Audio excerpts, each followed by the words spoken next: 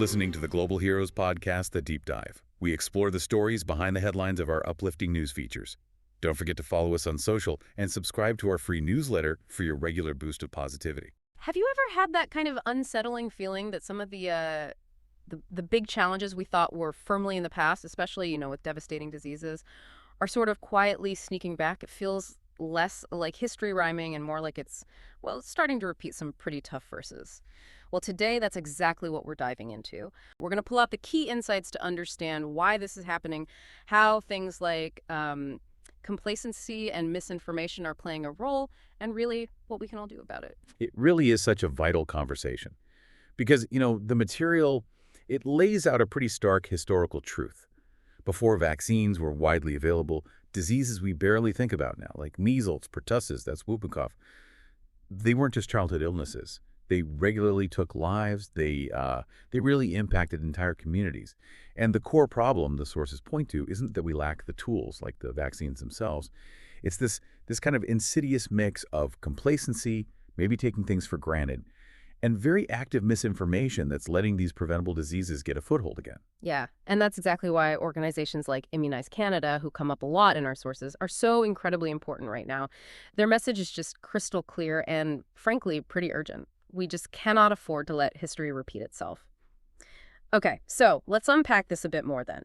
To really get why we're seeing this comeback, we need to sort of cast our minds back, right? Before vaccines were just normal, what did those days actually look like based on the sources? They paint a picture that's, quite devastating. Oh, absolutely devastating.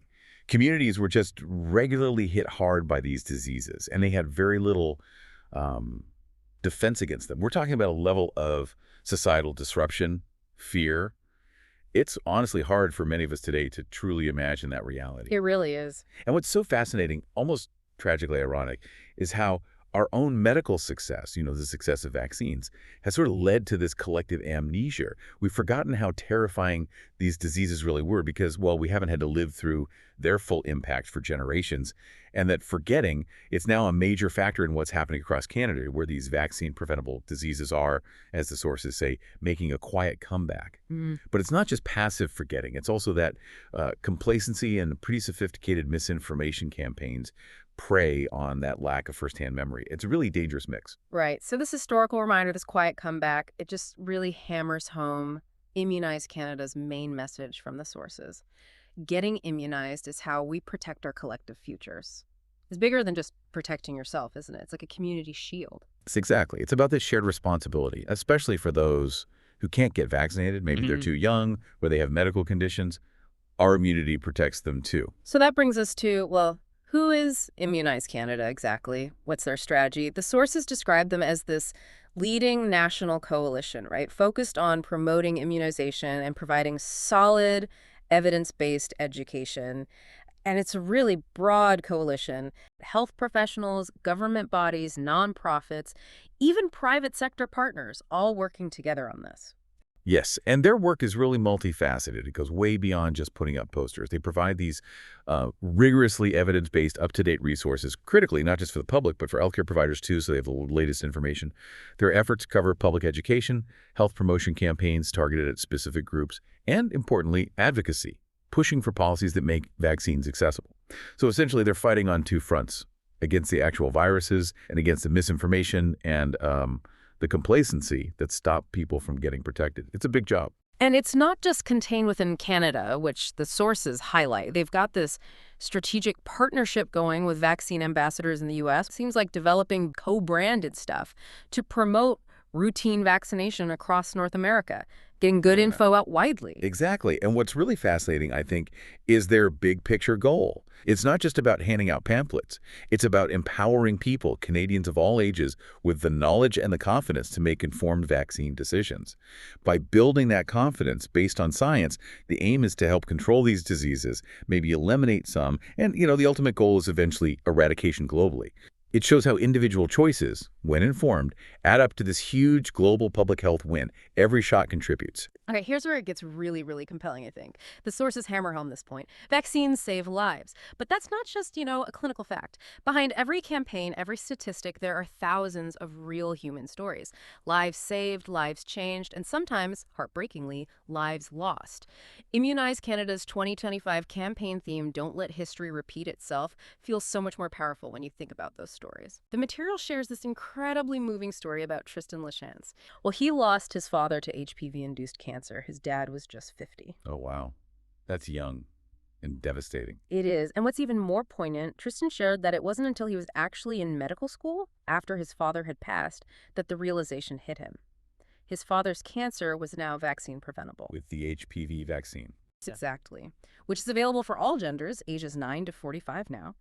Tristan's words were, "It's just one vaccine, but it can prevent so many terrible outcomes." That's powerful. So he advocates for awareness now. Yes, especially among men, because HPV is the most common STI out there, and awareness, particularly for cancer prevention in men, has lagged a bit behind. Got it. And if we connect that to the bigger picture, you see a similar kind of urgency, born from really terrifying personal experience in Jessica Kuhn's story. Her infant son, Aiton, got RSV when he was just 6 weeks old. He ended up hospitalized. 6 weeks? That's tiny. Tiny. And incredibly scary for her. She said, "He was on a ventilator in the ICU. I was terrified I was going to lose him." Even though Aiton recovered, thank goodness, she talks about the trauma, how it just stayed with her. I can only imagine that kind of fear. Yeah. Especially with a newborn. So she shares her story now. She does. To help other parents understand just how dangerous RSV can be and, well, how vital immunization is, particularly for those little ones who are so vulnerable. She says something really profound. It's quoted in the sources. Going through something like this changes you. Even the healthiest baby can be a victim. These aren't just abstract risks on a chart, These are real families, real kids, facing life or death situations that often immunization could have prevented or made much less severe. And bringing those stories forward, it ties directly back to that Immunize Canada theme, doesn't it? Don't let history repeat itself. It puts a human face on what's really at stake. Makes you realize, yeah, past successes aren't guaranteed. We have to keep acting. So these stories show the urgency, but let's shift a bit to the intellectual side of this battle. The role of trust, dealing with hesitancy. Our sources bring in Dr. Cora Constantinescu. She's a pediatric infectious disease specialist and vice chair of Immunize Canada. Her insights seem critical here. Absolutely critical. Dr. Constantinescu has seen this rise in vaccine hesitancy right there in her clinic, and she's very direct about it. She calls it a crisis for children's health. And what's really concerning, a key point from the sources, is that this isn't just leftover skepticism from COVID-19 vaccines. It's spilling over, affecting routine childhood shots, the very bedrock of protection against diseases we'd nearly forgotten. Which raises a big question because she explains the core issue is this. Many parents don't believe their kids are at risk for these diseases. Until they do, we won't see real change. It's this belief gap, fueled by forgetting the past and, frankly, by misinformation. That's the challenge. That belief gap. Yeah, that sounds like a huge hurdle. And it's something Immunize Canada is trying to tackle head on. So to address it, they partner with vaccine ambassadors for this National Immunization Awareness Month, NIM, every August. Sounds like more than just a general get your shots message. Oh, much more strategic. NIM is structured. It's a 4-week campaign built around really timely, targeted themes. They want to resonate with specific groups at the right moments.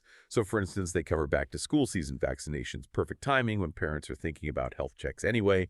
Then there's focused messaging for parents of infants about those crucial early childhood shots.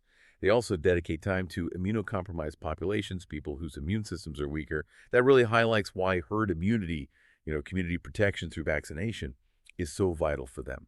And crucially, they talk about adult immunization throughout life, reminding people that vaccines aren't just for kids. It's really comprehensive, trying to reach everyone. Right, covering all the bases.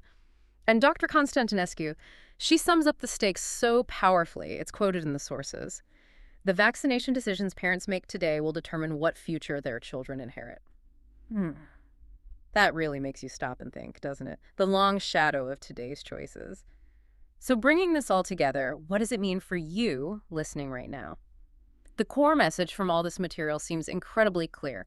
Our collective future, the health of the next generation, it's directly linked to the decisions we make about immunization and the actions we take based on good information. It really is a call to get involved. Absolutely. And the sources offer some very clear, actionable steps.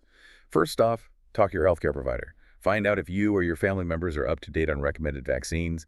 If you're behind, now's the perfect time to catch up. It's usually a pretty simple conversation to get started. And maybe just as importantly, become part of the solution against misinformation. The sources really stress the power of sharing reliable information. Get it from trusted places like Immunize Canada and share it in your circles with friends, family, online. Be a voice for science and community health. Every little bit helps push back against the noise. It really does. It makes you reflect on, the incredible power we have both as individuals and together. The choices we make today really do ripple outwards. They shape the health, the well-being of generations we might never even meet. It feels like a big responsibility, sure, but it's also an amazing opportunity to contribute positively, doesn't it? It absolutely does, a chance to build a healthier future. So if you want to learn more about anything we've talked about, find resources, understand the science better, please visit the website mentioned in the sources, immunize.ca. Check out their resources, learn more, and maybe share what you find. Thanks so much for joining us for this deep dive. We hope you found it valuable, and we look forward to having you with us next time as we continue to unpack crucial information together.